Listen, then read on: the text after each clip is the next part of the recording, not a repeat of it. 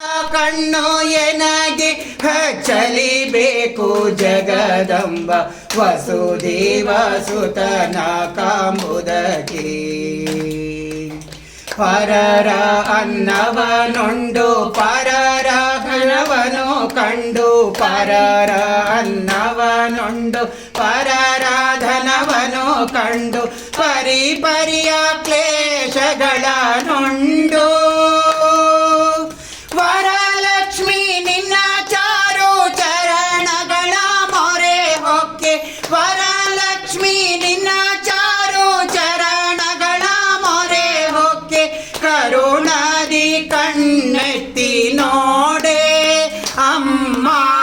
ಹೊಸ ಕಣ್ಣು ಎನಗೆ ಹಚ್ಚಲಿಬೇಕು ಜಗದಂಬ ವಸುದೇವ ಸುತನ ಕಾಂಬುದಕ್ಕೆ